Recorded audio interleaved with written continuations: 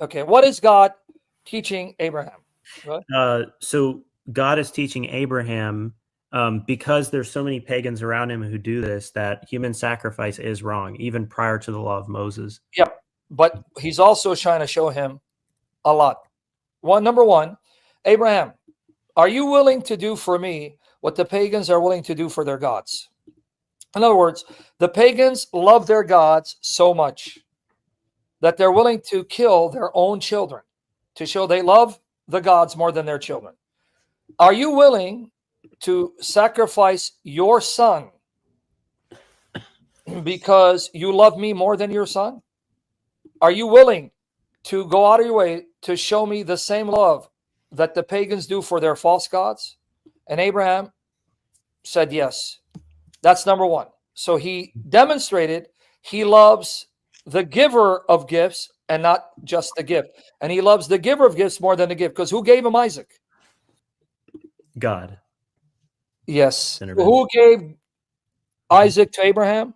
God. Okay. So what is the test? Will you love me, the giver of the gifts, more than the gift that I gave you? Right. And Abraham passed the test. Yes.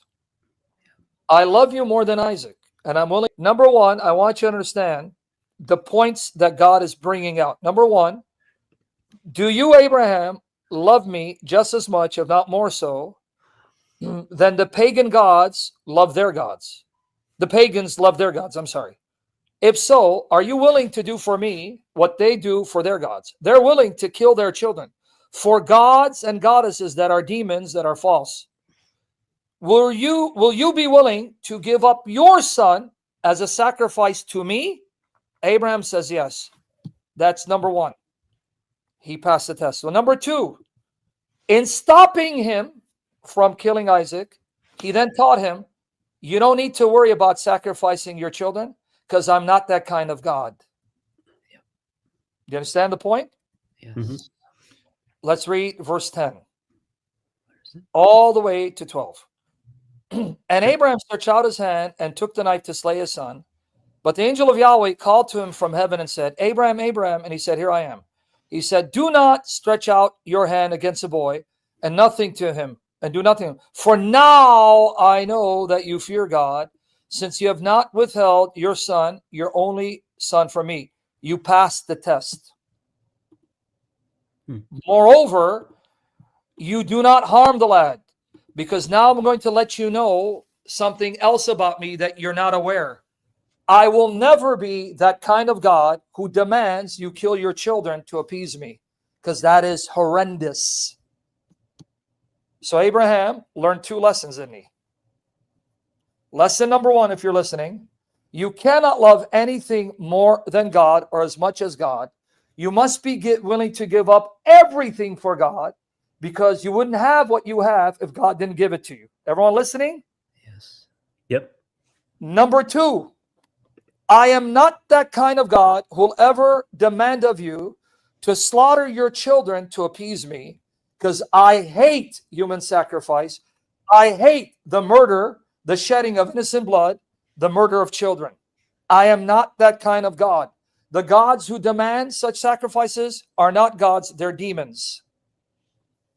So isn't it ironic that what he thought was a contradiction actually confirms that God will never tempt you to do something evil?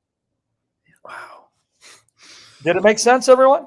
Yes. Yeah. But thirdly, here's where you're going to see that this also points to Jesus. Now, who cried out from heaven? Watch. The angel of Yahweh called to him from heaven, right? Mm-hmm. Notice it doesn't say the Lord from heaven. The angel's in heaven, and he's calling out from heaven, right? Right? Right. Now watch it. Then the angel of Yahweh, 15 to 18, called to Abraham a second time from heaven. Now heaven is God's throne. You would think that God would speak from heaven, but it's the angel speaking. And he said, by myself I have sworn, declares Yahweh. So now the angel is telling what Yahweh says.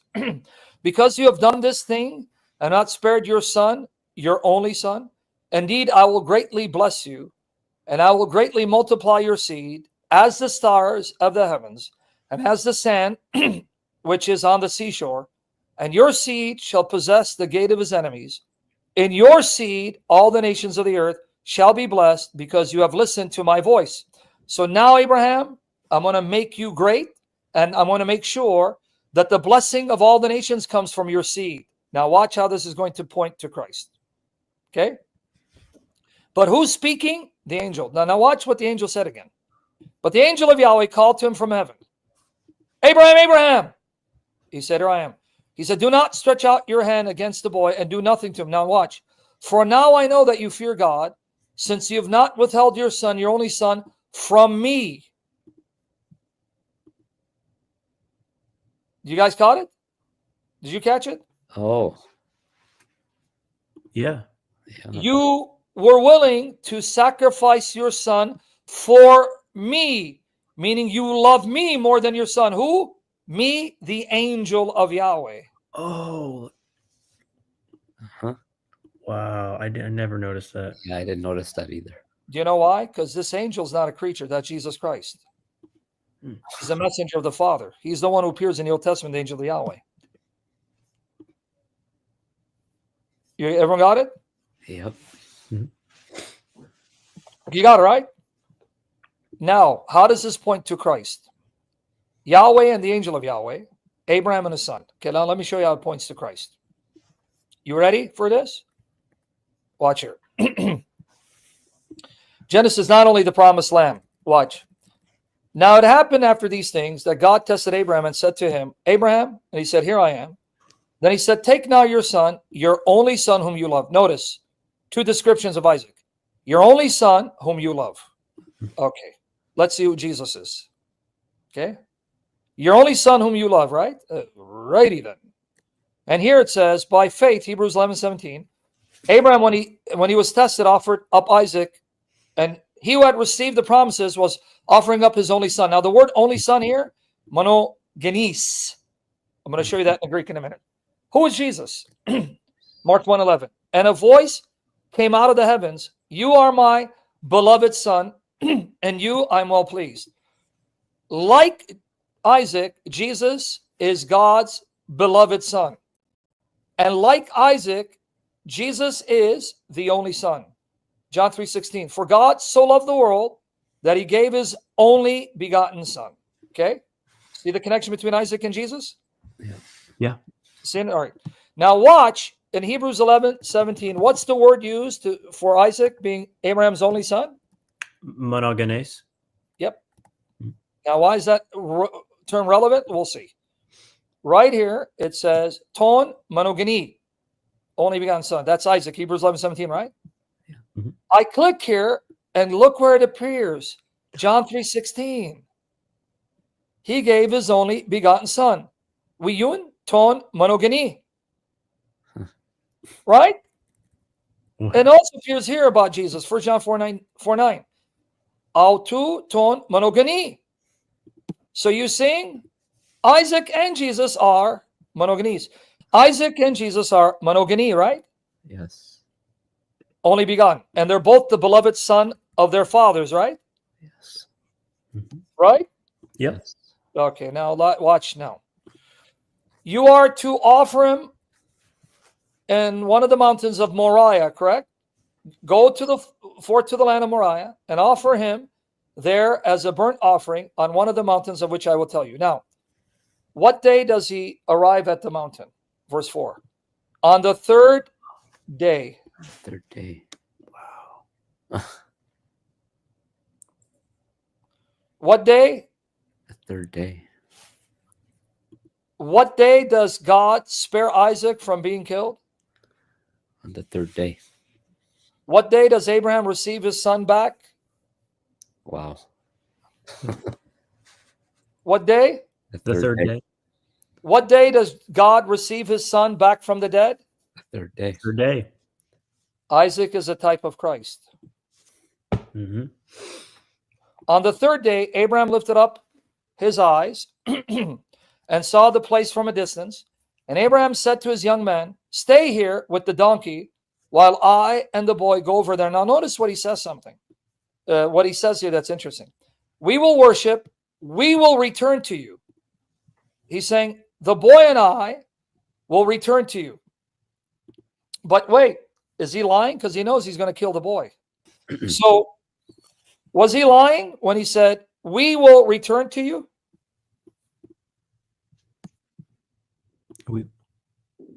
How is he going to return with the son? He's going to go kill him. He'll kill him. Wow.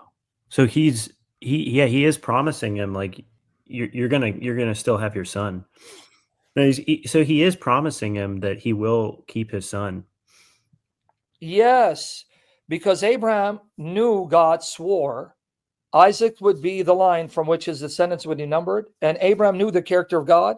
He knew God cannot lie, and because he cannot lie, if he's going to have me kill Isaac, but he's already told me Isaac is the one from whom my line will continue, then he's going to bring him back from the dead. Yep.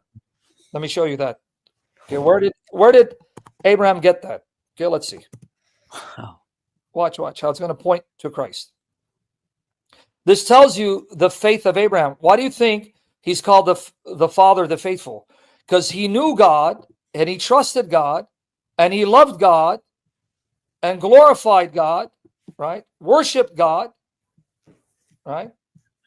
And knowing his God was perfectly holy and just, righteous and pure, loving and compassionate, and could not lie, he knew that since he told me Isaac is the one, and he made us wait 25 years and then gave us Isaac, for me to then kill him without having children, God's going to do a miracle and bring him back to life, because he cannot lie to me and won't break his promise. Right. See, he knew the character of his God. Mm-hmm. You with me there? Yeah. You with me? Now, where did he get that promise? Genesis 17, 19 and 21. But God said, no, but Sarah, your wife, will bear you a son, and you shall call his name Isaac. It won't be Ishmael, it'll be Isaac. I will establish my covenant with him for an everlasting covenant for his seed after him. As for Ishmael, I have heard you. Behold, I will bless him, and will make him fruitful, and will multiply him exceedingly. He shall become the father of 12 princes. I'll make him a great nation. But my covenant I will establish with Isaac, whom Sarah will bear to you at this season next year. Now notice what he says. This is a covenant for Isaac's seed after him. Yeah. Right? Mm-hmm. Isaac's seed after him. Yep. You with me there? Yes. But when God told Abraham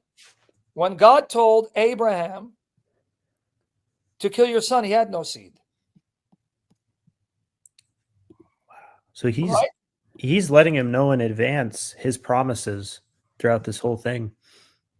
Yeah, he told him right there before Isaac was born, because Isaac wasn't born yet. Right. He goes, Isaac's seed after him. But then when God told Abraham, kill Isaac, he had no seed. Right. So what does that mean? God keeps his promises. So then how's Abraham going to have his line continue through Isaac if Isaac's going to be killed? How's that going to happen? And he's got no children. It wouldn't. But Abraham knew God can't lie.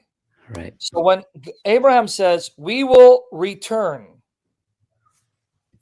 to you, he wasn't lying. So what did he reason? See if you're getting it. What did he reason? That the Lord would raise Isaac back You got it. And when he'd raise him up, what day would that be? on the third day. Yep. So a type of Christ, the Son of God being raised on a third day, right? Yeah. Yep. All right. Now, where do we get this insight from? Hebrews 11, 17, 19. Watch here. Let's go now to Hebrews 11, 17, 19. By faith, Abraham, when he was tested, offered up Isaac, and he who had received the promises, sorry, guys, my throat, pray for me, was offering up his only son. To whom it was said, in Isaac your seed shall be called. See, he knew it. He considered, he reasoned, God cannot lie to me. He's faithful. He's good. He's never failed me. I know him. I know he's reliable. Therefore, he's putting me to the test that if I kill Isaac, he's going to raise him back from the dead to keep his promise. Yes. He considered that God is able to raise people even from the dead. Yep. See, he believed in a resurrection. Yes. He believed that a resurrection was going to take place. Mm. And then it says, from which, figuratively speaking, he also received them back. What does that mean? As far as Abraham was concerned, Isaac was as good as dead. So when God spared him, it's like he spared him from death by raising him back to life. Yes. But what day did he do it? On the third day. Which is a picture of Christ. So God was presenting him the gospel.